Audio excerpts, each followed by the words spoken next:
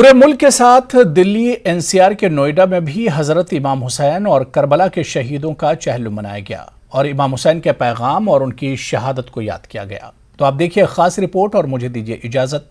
आदाब।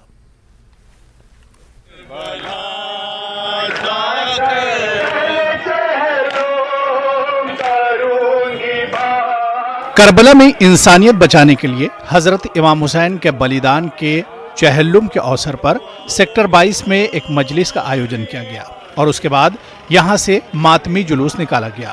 चहल्लुम के जुलूस में हिंदू, मुस्लिम, ईसाई धर्मगुरु ने शिरकत की और तकरीर की। इसके अलावा आज यहां रक्तदान किया गया। 10 मुहर्रम के दिन रक्तदान किया गया था। आज चहल्लुम के दिन भी रक्तदान किया जा रहा है और एक पैगाम दिया जा रहा है।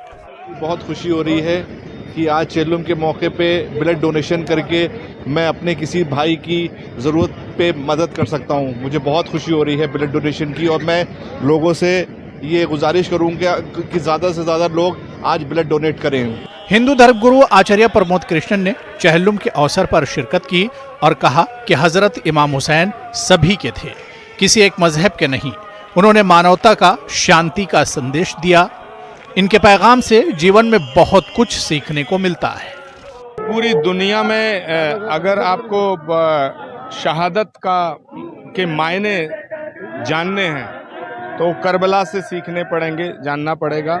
और हज़रत इमाम हुसैन अलैहिस्सलाम किसी एक कौम के लिए नहीं, किसी एक जाति के लिए नहीं, किसी एक वर्ग के लिए नहीं, पूरी दुनिया के लिए, पूरी कायनात के लिए कैसे संदेश देने के लिए आए। इमाम हुसैन का पैगाम सभी को आगे बढ़ने की शक्ति देता है। वो जालिम के आगे नहीं झुके, इसलिए इमाम हुसैन को सभी धर्मों के लोग मानते हैं।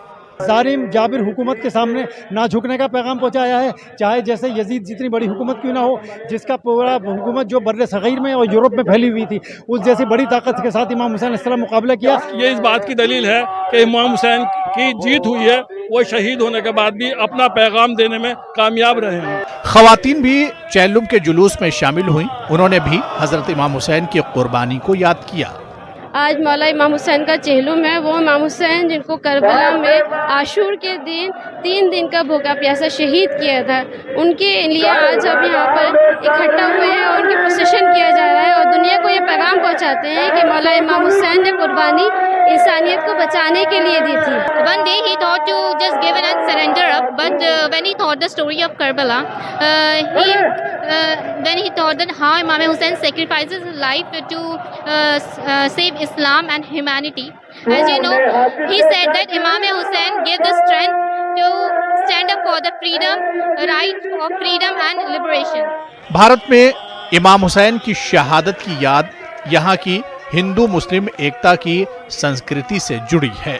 किस कद्र रोया मैं सुनकर दास्तान करबला, मैं तो हिंदू ही रहा, आंखें हुसैनी हो गईं। नोएडा से रोहित सिंह की रिपोर्ट।